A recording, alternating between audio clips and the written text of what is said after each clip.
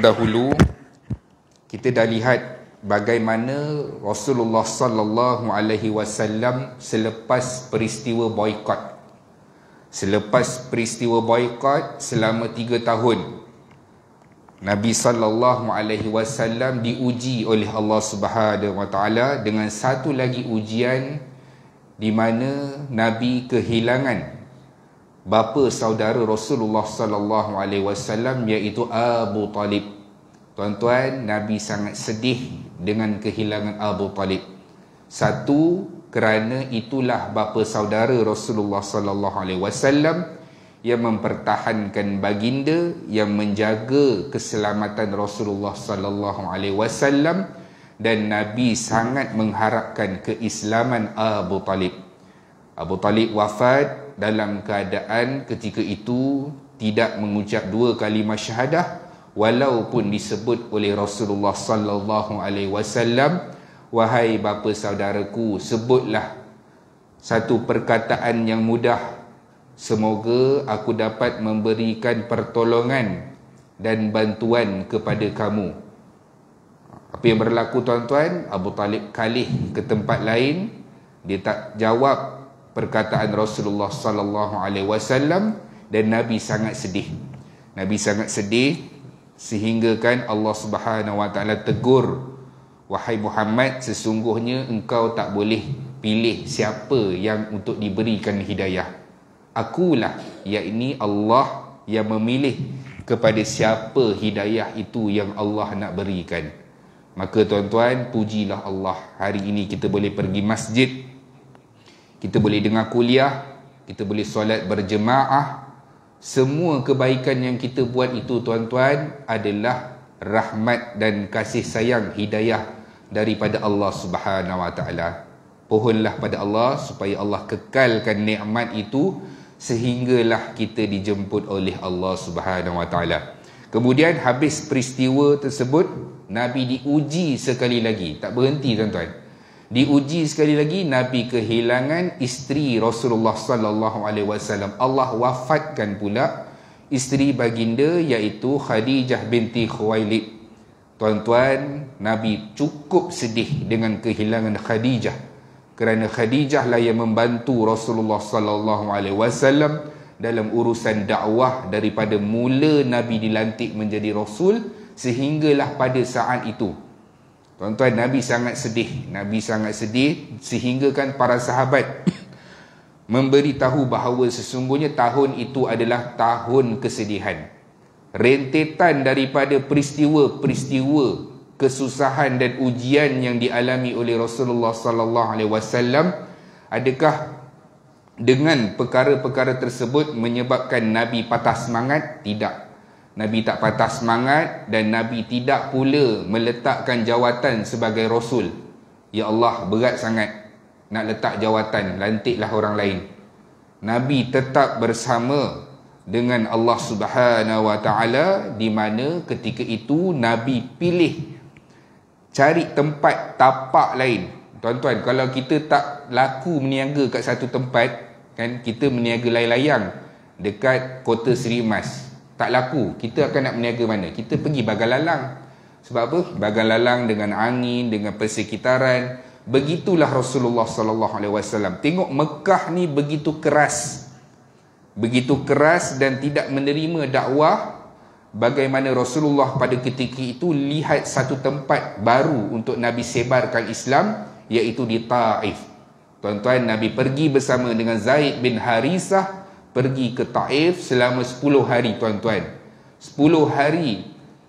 Berapa ramai yang masuk Islam, tuan-tuan? Jawapannya, 0 orang yang masuk Islam. Maksudnya tak ada orang yang masuk Islam dan menerima pelawaan Rasulullah sallallahu alaihi wasallam. Malah penduduk Taif membaling batu kepada Rasulullah sallallahu alaihi wasallam.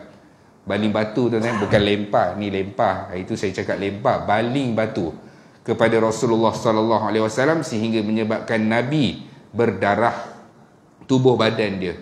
Nabi keluar, Nabi pergi berehat dekat satu kebun anggur milik Utbah dan juga Syaibah. Utbah dan Syaibah, dan ketika itu ada seorang hamba daripada Ninawa, nama dia siapa? Addas. Adas ada dekat situ, adaslah yang masuk Islam tuan-tuan apabila melihat akhlak Rasulullah sallallahu alaihi wasallam. Nabi baca bismillah waktu nak makan. Adas kata, perkataan apakah itu? Aku tak pernah dengar pun perkataan yang disebutkan oleh kamu. Kemudian Rasulullah tanya kepada Adas, kamu daripada mana? Aku daripada Ninawa. Oh, itu adalah tempat tinggal Yunus bin Matta. Terkejut Adas. Bagaimana Muhammad pada ketika itu tahu bahawa sesungguhnya di satu tempat yang bernama Ninawa pernah lahir seorang Rasul, iaitu Yunus bin Matta. Maka Rasulullah kata, itu adalah saudaraku. Masuk Islam tuan-tuan, Adas. Berapa lama Rasulullah berdakwah di Taif, Nabi keluar, rupa-rupanya yang terima Islam itu bukannya daripada Taif, tapi daripada luar Taif, dan orangnya adalah seorang sahaja tuan-tuan. Kemudian Nabi balik ke Mekah dalam keadaan Zaid bin Harisah bagi tahu kepada Nabi sallallahu alaihi wasallam, wahai pesuruh Allah, betul ke kita ni nak masuk Mekah semula?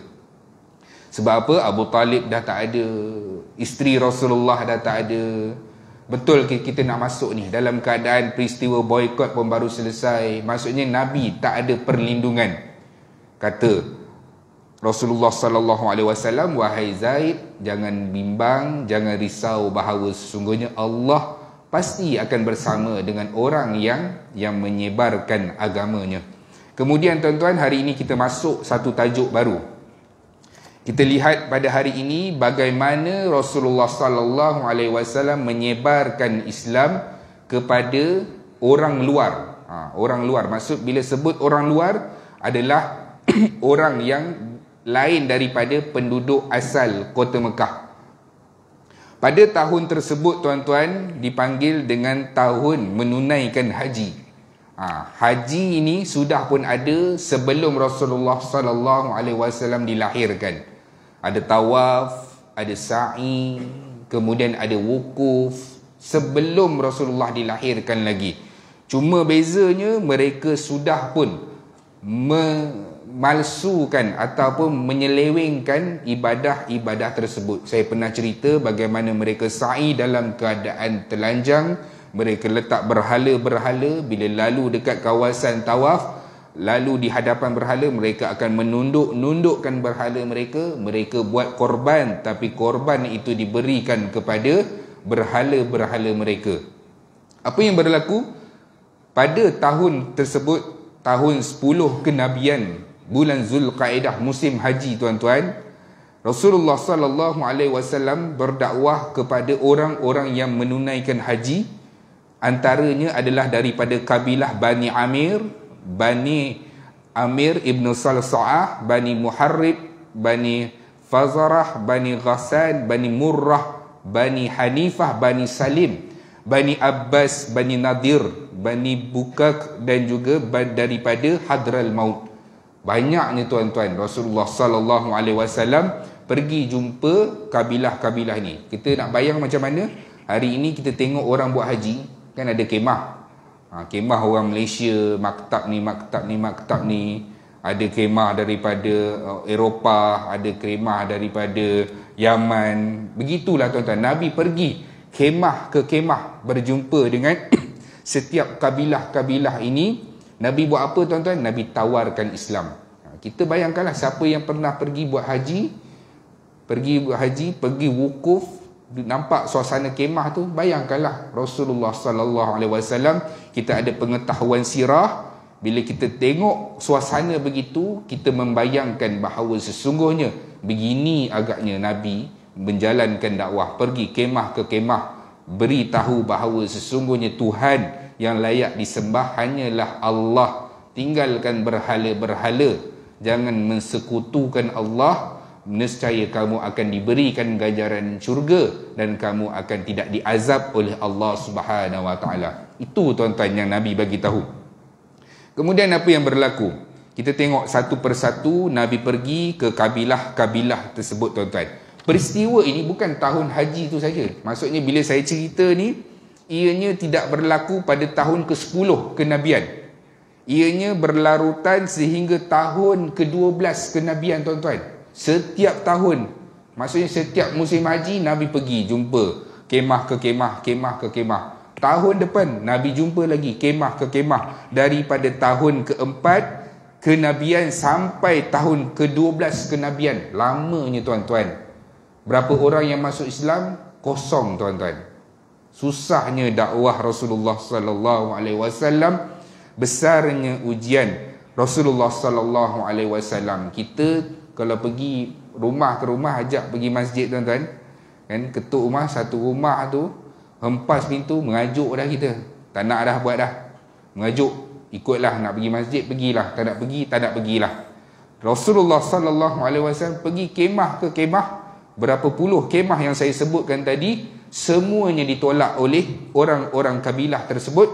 Malah bukan sahaja tahun itu, tahun-tahun yang mendatang pun juga semuanya menolak dakwah Rasulullah sallallahu alaihi wasallam. Susah, tuan-tuan, dakwah Nabi. Tak boleh kita nak bayangkan. Kemudian Nabi pergi ke mana? Nabi pergi ke satu kabilah. Nama kabilah ini adalah Bani Abdullah. Bani Abdullah, satu kabilah yang nama Abdullah, hamba Allah. Nabi pergi, Nabi puji, Nabi kata, nama keluarga kamu, nama keturunan kamu ini sangat baik. Allah memuliakan kaum kamu dan Allah memilih nama kabilah kamu ini dengan nama yang terbaik, Abdullah, iaitu hamba Allah.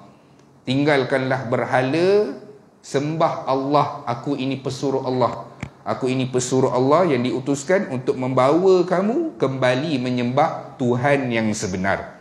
Kemudian mereka tolak, tuan-tuan, mereka tolak, tak ikut dakwah Rasulullah sallallahu alaihi wasallam. Kemudian Nabi pergi ke kabilah yang seterusnya, Bani Amir bin Salsa'ah. Pelik kan, berbelit-belit, Bani Amir bin Salsa'ah nama dia, kabilah dia. Kemudian Nabi ajak seorang Bahirah pada ketika itu. Dia tanya, wahai Muhammad, kalau kami ikut kamu menjadi orang Islam, menyembah Allah, ada tak apa-apa jawatan yang kamu nak bagi kepada kami? Tuan-tuan, belum masuk Islam dah minta jawatan. Baru jadi calon dah minta jawatan. Dia tanya kepada Rasulullah sallallahu alaihi wasallam, kalau kami masuk Islam, ada tak apa-apa jawatan ataupun kelebihan? Maka Nabi sallallahu alaihi wasallam jawab, sesungguhnya semua urusan itu adalah di tangan Allah Subhanahu wa taala. Bila kabilah Bani Amir bin Salsa'ah ini balik semula kepada kaum dia, kampung halaman dia, ada seorang tua yang berada di situ. Kabilah ini menceritakan kepada orang tua tu bahawa sesungguhnya musim haji ni kami pergi ke Mekah, kemudian kami didatangi oleh seorang yang mengaku Rasul. Dia cerita sekian, dia ajak kami sembah Allah, ajak kami supaya tinggalkan berhala. Kata orang tua ini, tuan-tuan, yang lama ini, dia kata apa? Sesungguhnya yang datang kepada kamu itu adalah keturunan Ismail. Dia tahu, tuan-tuan, dia tahu sesungguhnya yang datang kepada kamu itu adalah keturunan Ismail. Bagaimana kamu boleh tersalah fikir dan tidak mengikut Nabi tersebut? Tuan-tuan, dia sebut perkataan tersebut kepada Bani Amir bin Salsa'ah. Sepatutnya kamu kena ikut dia. Dia adalah keturunan Ismail. Kemudian Rasulullah sallallahu alaihi wasallam berdakwah, tuan-tuan. Ini dakwah kabilah ke kabilah ini, dia tidak makan pada tahun tersebut, dia berlangsung sampailah tahun ke-12. Antara pengarang kitab kita ni, tuan guru kita Syekh Safiur Rahman Al-Mubarakfuri memasukkan beberapa nama. Hari ini kita akan kenal nama-nama sahabat Rasulullah sallallahu alaihi wasallam daripada luar Mekah. Dan mungkin di antara kita yang baru dengar dan namanya tidaklah masyhur untuk disebut. Jarang kita dengar. Antaranya siapa, tuan-tuan? Dia adalah Suhaib bin Samit. Siapa Suhaib bin Samit, tuan-tuan? Selalu kita dengar Abu Bakar, Umar, Uthman, Ali, Bilal bin Rabah, Sa'ad bin Abi Waqqas, Talha bin Ubaidillah. Nama-nama sahabat yang biasa kita dengar. Tiba-tiba nama Suhaib bin Samit. Sebab apa pengarang kitab ni letak nama-nama tertentu di dalam tajuk dia? Kerana berpuluh tahun Rasulullah sallallahu alaihi wasallam sebarkan Islam, tak ada orang pun yang nak sahut seruan dakwah Nabi itu. Sehinggalah seorang ini nama dia Suwaid bin Samit. Dia ni siapa? Dia adalah penyair.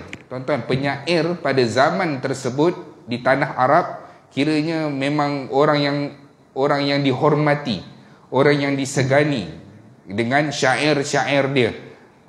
Bahkan kalau orang Arab ini dia nak serang satu-satu negara itu, kadang-kadang dia panggil penyair saja, hantar penyair pergi baca syair. Tuan-tuan, hantar penyair, tuan-tuan, nak jatuhkan moral orang yang tentera yang dia nak serang tu, ataupun negara yang dia nak serang tersebut, hantar penyair. Antaranya siapa? Suwaid bin Samit. Dia ni adalah penyair tidak terkenal di musim haji tersebut, dan dia bertemu dengan Rasulullah sallallahu alaihi wasallam. Dia berjumpa dengan Nabi, kemudian dia membacakan ayat-ayat, kata-kata daripada Nu'manul Hakim. Nu'manul Hakim dia baca, tuan-tuan, Nu'manul Hakim ini hidup sezaman dengan Nabi Daud. Hidup sezaman dengan Nabi Daud. Dia bacakan perkataan-perkataan daripada Nu'manul Hakim. Lalu Rasulullah sallallahu alaihi wasallam kata kepada dia, wahai Suwaid, nak tak aku sebutkan satu lagi perkataan yang lebih hebat dan lebih mulia daripada perkataan tersebut? Rasulullah sallallahu alaihi wasallam terus membacakan Al-Quran kepada Suwaid bin Samit, tuan-tuan. Ini peluang Rasulullah. Sebab apa? Setiap kali orang datang buat haji, penduduk Mekah sekalipun, kalau lalu dekat Muhammad, mesti tutup telinga, letak kapas, letak telinga. Sebab apa? Sebab dia akan mengeluarkan perkataan-perkataan sihir yang akan memisahkan ibu dan juga bapa, suami dan dengan isteri, anak dengan ibu dan bapa mereka. Perkataan-perkataan sihir. Maka orang Arab ini, orang yang datang haji sekalipun, sudah dipesan dan dinasihatkan, kalau jumpa lelaki ini, dia ni adalah gila, dan kalau dia sebut perkataan-perkataan yang pelik, jangan dengar, jauhkan diri daripada dia. Tuan-tuan, Rasulullah sallallahu alaihi wasallam terus membacakan Al-Quran kepada Suwaid bin Samit, masuk Islam, tuan-tuan. Suwaid bin Samit ini masuk Islam dan dia terbunuh di dalam perang Bu'as di antara Aus dan Khazraj. Kita ingat Aus dan Khazraj ni yang berada di Madinah berperang puluhan tahun, ratusan tahun, tuan-tuan, sampai penat berehat kejap, lepas tu perang balik. Ratusan tahun. Bila Rasulullah sallallahu alaihi wasallam sebarkan Islam, Nabi datang, tuan-tuan, mereka mudah untuk menerima Islam, dan Rasulullah saudarakan Aus dan juga Khazraj. Kemudian Nabi Islamkan siapa? Antara sahabat yang seterusnya adalah Iyas bin Mu'az. Jarang, tuan-tuan, kita dengar nama Iyas bin Mu'az. Dia ni siapa? Dia adalah remaja Aus. Dia datang ke Mekah bukanlah untuk beribadah ataupun nak buat haji. Dia datang untuk buat pakatan dengan orang-orang Quraisy. Sebab apa? Aus dan Khazraj berperang, tuan-tuan. Khazraj ini bilangan dia lebih besar. Jumlah dia, kaum dia lebih besar tak dibandingkan dengan Aus. Jadi Aus ini datang ke Mekah untuk buat pakatan dengan orang-orang Quraisy Mekah untuk bantu mereka dalam peperangan menentang Khazraj. Siapa dia? Dia adalah Iyas bin Mu'az, remaja. Dia datang kemudian berjumpa dengan Rasulullah sallallahu alaihi wasallam. Nabi membacakan Al-Quran kepada dia, kemudian dia masuk Islam juga, tuan-tuan. Ini hebat mukjizat Al-Quran, kerana Al-Quran ini dia bukan makhluk, tuan-tuan. Al-Quran ini datangnya daripada Allah. Dia ada roh dia. Sebab itu kita tengok kadang-kadang orang dekat Jepun, tuan-tuan, yang masuk Islam, kadang-kadang mereka bukannya didakwahkan oleh orang, ataupun bukannya dia melihat akhlak orang Islam. Sebab apa? Akhlak orang Islam ni dah sama je.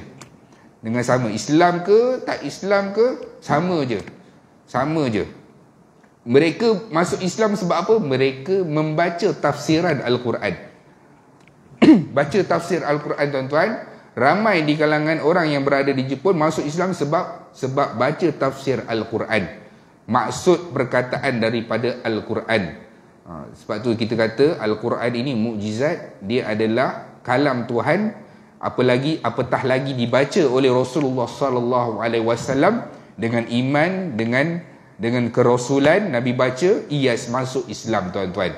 Seterusnya siapa dia? Dia adalah Abu Dzar Al-Ghifari. Ni nama sahabat ni biasa kita dengar, Abu Dzar daripada Ghifar. Bila dia dengar Suhaib Ar-Rumi masuk Islam, Iyas bin Mu'az masuk Islam, dia pergi cari Nabi. Dia pergi cari Nabi dekat Mekah. Bila dia sampai di Mekah, dia tanya, mana orang yang mengaku diri dia adalah Rasul? Di manakah dia? Tuan-tuan, kalau orang itu bukan Islam, dia akan senyap. Sebab apa? Mereka membenci Rasulullah sallallahu alaihi wasallam. Mereka tak akan bagi tahu di mana Nabi. Dan kalau orang Islam pun, dia tidak akan bagi tahu juga. Sebab apa? Untuk melindungi Rasulullah dan keselamatan Rasulullah.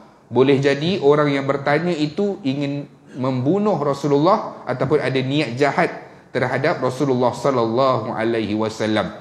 Dia duduk dekat situ, dekat Mekah. Lepas tu dia didatangi oleh siapa? Ali bin Abi Talib. Ali bin Abi Talib jemput dia, duduk di rumah. Tengok dulu sampai sehari, 2 hari.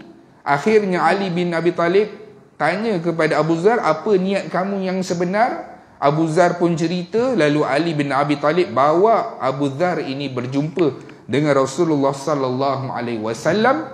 Bila berjumpa dengan Nabi, Abu Dzar masuk Islam tuan-tuan.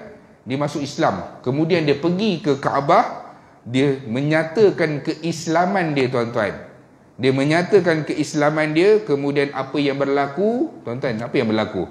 Kena belasah tuan-tuan. Abu Dzar kena belasah dengan seluruh penduduk Mekah yang ketika itu memukul Abu Dzar ini sehinggalah tuan-tuan cedera parah dan hampir mati kalaulah tidak dihalang oleh bapa saudara Nabi iaitu Abbas bin Abdul Muttalib. Abbas bin Abdul Muttalib kata, dah berhenti. Jangan kamu pukul dia. Kamu tahu tak siapa lelaki ini? Dia ini adalah pemuda Ghifar. Kalau matilah seorang Ghifar ni, habis kita. Sebab apa tuan-tuan? Sebab Ghifar ini adalah satu daerah di mana kalau orang Mekah nak keluar berdagang ke, nak import ekspor ke tuan-tuan, mesti kena lalu Ghifar. Pusinglah kot mana pun, mesti kena lalu Ghifar. Kalau Ghifar ni mati, habis dia akan sekat laluan itu, habis kita punya punca pendapatan dan juga bekalan makanan kita untuk masuk daripada Mekah. Abbas kenal Abu Dzar ini, dia kata berhenti, jangan kamu pukul dia, mati dia ni masalah besar untuk orang-orang Mekah. Kemudian Rasulullah sallallahu alaihi wasallam dah Islamkan Abu Dzar ini tuan-tuan. Abu Dzar ni jumpa Nabi sekali itu je. Kemudian dia balik ke Ghifar. Tuan-tuan, berapa lama dia tak jumpa Nabi? Lepas Nabi berhijrah tahun ke-4, tahun ke-5, ke-6, ke-7, ke-8 sampai tahun ke-13, Nabi dah duduk di Madinah, dah hijrah dah. Abu Dzar tidak muncul-muncul berjumpa dengan Nabi. Dia buat apa tuan-tuan? Dia pergi dekat Ghifar, dia Islamkan penduduk Ghifar secara keseluruhannya. Penduduk Ghifar dan juga Bani Salim dan Bani Ghifar. Tuan-tuan, tahun 5 Hijrah, Abu Dzar bawa balik 2 kabilah. Kita katakan macam orang Kota Seri Emas dengan orang Aztec lah. Abu Dzar Islam kan, orang Kota Seri Emas keseluruhan dengan orang Aztec keseluruhan berjumpa dengan Nabi. Ya Rasulullah, aku dah Islamkan Ghifar dan juga Salim. Kemudian Nabi sangat gembira. Nabi kata, Ghifarun ghafarallahu lahum. Semoga Allah ampunkan keseluruhan penduduk Ghifar. Salim, salamallah. Semoga Allah menyelamatkan penduduk-penduduk Bani Salim. Lama tuan-tuan tak berjumpa. Kita, anak isteri sendiri pun tak selesai lagi. Ada yang tak solat lagi, ada yang masih lagi tidak menutup aurat dengan sempurna. Abu Dzar Al-Ghifari balik ke kampung dia. Tuan-tuan, lama tak jumpa Nabi. Nabi dah nak umur 58 tahun dah. Dan nak hujung-hujung dah tuan-tuan. Barulah Abu Dhar balik. Ya Rasulullah, aku Islamkan 2 kabilah. Kabilah iaitu daripada Ghifar dan juga Bani Salim, tuan-tuan. Siapa? Abu Dhar. Antara yang Abu Dhar Islamkan ni siapa, tuan-tuan? Oh bukan, itu nanti satu lagi. Kemudian Rasulullah sallallahu alaihi wasallam Islamkan siapa? Tufail bin Amr Ad-Dawsi. Tufail bin Amr Ad-Dawsi. Siapa dia ni, tuan-tuan? Dia adalah pemimpin daripada Yaman. Dia datang buat haji juga musim tu. Bila dia datang buat haji, tuan-tuan, menteri-menteri Mekah ni dia tahu dia buat haji, pergi jemput dekat airport dengan kereta. Contoh dia masuk dalam kereta, pergi jemput dia. Jemput dia. Ni kalaulah dia masuk Islam ni, si Tufail ini masuk Islam, habis seluruh penduduk Yaman akan masuk Islam. Islam Tufail ni habis kita, masalah besar. Pergi jemput dia, bawa dia, duduklah dekat hotel mana-mana ke, bagi tahu dia, kalau jumpa Muhammad ni, jangan dekat dengan dia, jangan dengar dengan dia, tutup telinga. Jangan dengar perkataan yang diucapkan oleh Muhammad. Tuan-tuan, itu yang diucapkan, tuan-tuan. Yang kereta tu je saja iklan. Dia ucap perkataan tersebut kepada Tufail ini, tuan-tuan. Bila dah Tufail ini dengar, tuan-tuan, dia adalah menteri dan juga cendekiawan. Selalunya orang yang cendekiawan ni, dia takkan termudah dengar dengan benda-benda tular ini. Bila dia tawaf, tuan-tuan, dia melihat seseorang. Siapa dia? Dia adalah Muhammad bin Abdullah sallallahu alaihi wasallam, Nabi kita, tuan-tuan. Siapa-siapa saja yang melihat Nabi, dia akan tahu bahawa sesungguhnya pada diri Nabi tersebut adalah orang yang baik. Dengan akhlak Nabi sallallahu alaihi wasallam, tingkah lakunya, perilakunya, tuan-tuan. Bila Nabi bercakap, Nabi tidak akan memalingkan. Nabi akan menghadap dengan orang yang dia bercakap. Dan Nabi, bila orang lain bercakap, Nabi tidak akan memintas selepas orang tu habis bercakap. Nabi tidak akan meninggikan suara daripada orang yang bercakap dengan Rasulullah. Akhlak Nabi, tuan-tuan. Kita lah masuk hari-hari, walaupun orang kata selamat datang, tuan-tuan, walaupun itu tagline kedai hari-hari, bila dia sebut selamat datang, kita tahu dia sebut tu sebab itu pekerjaan dia. Kita rasa apa dalam hati, tuan-tuan? Rasa macam, dihargai aku ni. Selamat datang. Satu kedai tu 5 orang sebut selamat datang. Tuan-tuan, Rasulullah sallallahu alaihi wasallam, akhlak Nabi, perkataan Nabi sudah cukup membuatkan pada ketika itu Tufail bin Amr ini mengeluarkan kapasnya itu, lalu berkata kepada Rasulullah sallallahu alaihi wasallam, wahai Muhammad, kamu ini sebenarnya bukannya orang gila, bukannya penyihir, dan juga kamu ini orang yang baik. Lalu Rasulullah sallallahu alaihi wasallam ditanya oleh Tufail tanya, wahai Muhammad, apa yang kamu bawa? Tuan-tuan, Nabi Tufail tanya apa yang kamu bawa, maka Rasulullah sallallahu alaihi wasallam membacakan Al-Quran kepada Tufail. Maka Tufail kata, ini bukanlah syair ataupun karangan manusia, bahawa sesungguhnya engkau adalah Islam dan aku turut sama mengikut dakwah kamu, dan aku turut bersama dengan Islam. Tuan-tuan, Tufail balik semula ke negara Yaman, tuan-tuan. Antara yang diislamkan siapa? Ini yang baru saya nak bagi tahu. Antara yang diislamkan oleh Tufail siapa? Nama Tufail bin Amr Ad-Dawsi ni sangat tidak masyhur. Tapi orang yang diislamkan ini sangat terkenal. Siapa dia? Dia adalah Abu Hurairah. Tuan-tuan, Abu Hurairah. Nama Tufail kita tak kenal, tapi nama orang yang Islam dan Tufail islamkan itu lebih masyhur lagi. Siapa dia? Dia Abu Hurairah, tuan-tuan, yang diislamkan oleh Tufail bin Amr Ad-Dawsi. Kemudian Rasulullah sallallahu alaihi wasallam, Nabi pergi, kali ini Nabi berdakwah dengan orang yang buat haji. Antara yang datang buat haji itu, tuan-tuan, daripada Yaman, nama dia adalah Dumad Al-Azdi. Dumad Al-Azdi. Dia ni siapa, tuan-tuan? Dia ni kita katalah orang pandai berubat. Dia ni orang pandai berubat ataupun dukun, mengubat orang lah, sihir dan sebagainya. Dumad Al-Azdi ini daripada kabilah Shanu'ah, daripada Yaman. Dia datang bila orang kata dekat Mekah ni ada orang gila. penyihir, jangan dekat dia dengan sebagainya. Dumat ni kata apa? Tak apa, aku nak berubat dia. Tuan-tuan, Dumat Azdi ni kata tak apa, aku nak berubat Muhammad ni.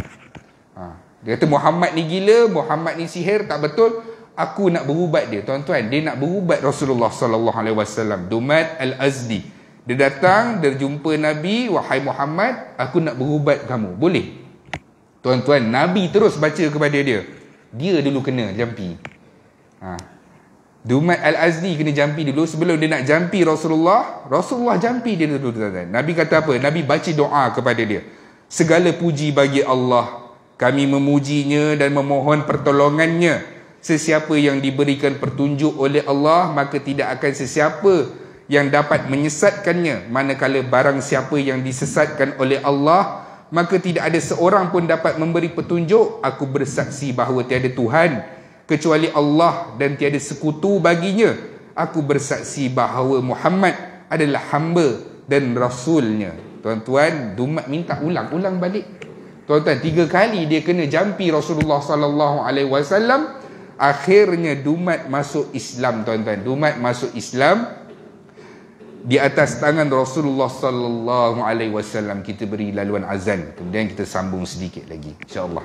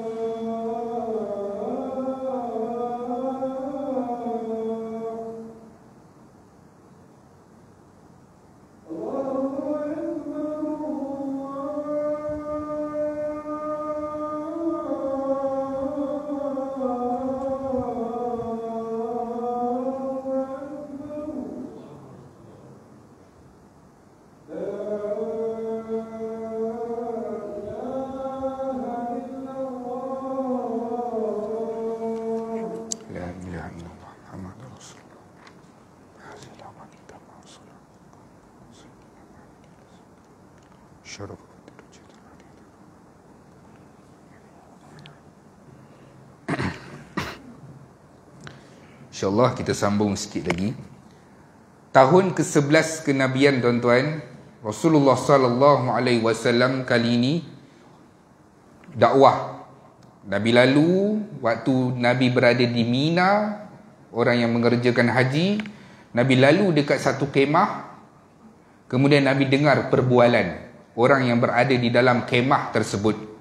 Kemah tersebut, kemudian Rasulullah sallallahu alaihi wasallam menyapa mereka. Sesungguhnya dalam kemah tersebut adalah daripada jemaah-jemaah haji yang datang buat haji daripada Yathrib. Yathrib ni apa tuan-tuan? Yathrib ini adalah nama Madinah. Nanti Rasulullah hijrah, Nabi akan tukar nama Yathrib itu kepada nama Madinah. Lalu Rasulullah sallallahu alaihi wasallam menyapa mereka dan Nabi sallallahu alaihi wasallam menyatakan bahawa sesungguhnya dia adalah pesuruh Allah. Tuan-tuan, 6 orang itu masuk Islam. Kita pun pelik, kenapa tiba-tiba orang yang Yathrib ini mudah untuk menerima Islam dan mudah ikut Rasulullah sallallahu alaihi wasallam. Kerana di Yathrib ada satu lagi kumpulan yang kita namakan dia adalah Yahudi. Di Yathrib, Madinah ada Yahudi. Yahudi ni daripada zaman nenek moyang dia dulu tuan-tuan, dia bagi tahu bahawa sesungguhnya Rasul akhir zaman itu datangnya daripada kaum kami. Dan dia akan bersama-sama kami dan dia akan membunuh orang-orang Arab. Tuan-tuan, dia sebut perkataan tersebut. Tuan-tuan, kalau Nabi sekalipun keluar daripada Yahudi sekalipun, Nabi tersebut tidak akan membunuh. Tuan-tuan, dia sebut perkataan tersebut. Maka bila orang-orang Yathrib yang 6 orang ini dengar bahawa sesungguhnya rupa-rupanya Rasul akhir zaman itu datangnya daripada orang Arab, iaitu orang Quraisy, maka mereka pun turut beriman dengan Rasulullah sallallahu alaihi wasallam. Mereka kata sebelum Yahudi jumpa Rasul ini, kita dahulu beriman dengan Rasul ini. Tuan-tuan, mereka beriman, antaranya siapa? Dia adalah As'ad bin Zurarah. Siapa tuan-tuan? As'ad bin Zurarah ini dia adalah daripada kabilah Zurarah, yang mana nanti kabilah inilah tempat dia yang pertama sekali dilaksanakan solat Jumaat. Solat Jumaat yang pertama adalah di tempat dia. Kemudian ada beberapa juga sahabat lain, antaranya Auf bin Haris bin Rifa'ah, kemudian ada Rafi' bin Malik, ada Qutbah bin Amir bin Hadidah, dan juga ada Uqbah bin Amir bin Nabi. Tuan-tuan, ini adalah nama-nama sahabat Ansar yang awal-awal masuk Islam daripada Yathrib, yang mana nanti mereka pulang, mereka sebarkan Islam, ramai yang masuk Islam tuan-tuan, sehingga Rasulullah sallallahu alaihi wasallam akan kirimkan siapa dia? Mus'ab bin Umar dan juga Abdullah bin Ummi Maktum untuk pergi ke Madinah menjadi nakib. Orang Islam dah ramai, siapa yang nak ajarkan mereka ini? Rasulullah hantar Mus'ab bin Umar dengan Abdullah bin Ummi Maktum pergi ke Yathrib untuk sebarkan Islam, untuk ajar mereka tentang selok-belok agama ini tuan-tuan. Sebab tu bila Nabi datang hijrah nanti, Nabi cukup gembira tuan-tuan, betapa ramainya orang Islam di Madinah pada ketika itu. 13 tahun Nabi dakwah di Mekah, seorang pun sangat sedikit yang menerima Islam dan mereka ditentang. Bila Nabi datang kali pertama di Madinah, Nabi sangat gembira kerana melihat betapa ramainya orang Islam yang memeluk Islam pada ketika itu. Nanti kita akan tengok bagaimana peristiwa yang seterusnya. Orang-orang daripada Yathrib ini, mereka berjumpa dengan Rasulullah sallallahu alaihi wasallam untuk berbai'ah, berjanji taat setia terhadap Nabi, memastikan keselamatan Nabi dan perjuangan. Adalah di garis panduan dalam perjanjian bai'ah tersebut berkaitan dengan apa yang mereka janji kepada Allah dan Rasulnya. InsyaAllah itu kita akan sambung pada pertemuan yang akan datang. Dan sebelum tu pertemuan yang akan datang ini tuan-tuan, kita akan tengok tajuk yang seterusnya, iaitu Isra' dan Mi'raj. Itu kita akan sambung pada pertemuan yang seterusnya. Lepas Isra' Mi'raj ini barulah kita akan lihat bagaimana Rasulullah sallallahu alaihi wasallam membuat perjanjian. Perjanjian Bai'atul Aqabah yang pertama dan yang kedua selepas daripada peristiwa Isra' Mi'raj. Yang baik datang daripada Allah, yang lemah adalah kelemahan saya sendiri. Asbab daripada kita mendengar sirah Rasulullah sallallahu alaihi wasallam, Allah himpunkan kita di mahsyar nanti bersama dengan Rasulullah sallallahu alaihi wasallam dan juga para sahabat insya-Allah. A'udzubillahi minasyaitonirrajim. Bismillahirrahmanirrahim. Alhamdulillahirabbil alamin wassalatu wassalamu ala asyrafil anbiya'i wal mursalin wa ala alihi washabbihi ajma'in. Ya Allah, ya Tuhan kami, ampunkanlah dosa-dosa kami, dosa kedua ibu bapa kami, dosa ahli keluarga kami, dosa rakan-rakan kami. Ya Allah, ya Tuhan kami, ringankan sakit sakaratul maut kami, matikan kami dalam keadaan husnul khatimah, jangan matikan kami dalam keadaan su'ul khatimah. Ya Allah, ya Tuhan kami, jadikan alam kubur kami di antara taman-taman syurga, jangan jadikan alam kubur kami di antara lubang-lubang neraka. Ya Allah, ya Tuhan kami, bangkitkan kami dalam keadaan Engkau redha dengan kami. Ya Allah, permudahkanlah proses timbangan mahsyar kami nanti. Ya Allah, kasihanilah kami. Ya Allah, himpunkan kami, kedua ibu bapa kami, ahli keluarga kami, rakan-rakan kami ke dalam syurga Firdausmu tanpa hisab dan azab, dan jauhkanlah kami daripada azab api neraka Jahannam. Rabbana atina fid dunya hasanah wa fil akhirati hasanah wa qina azaban nar. Wa sallallahu ala sayyidina Muhammad wa ala alihi wa sahbihi wasallam. Walhamdulillahi rabbil alamin. Taqabbalallahu minkum.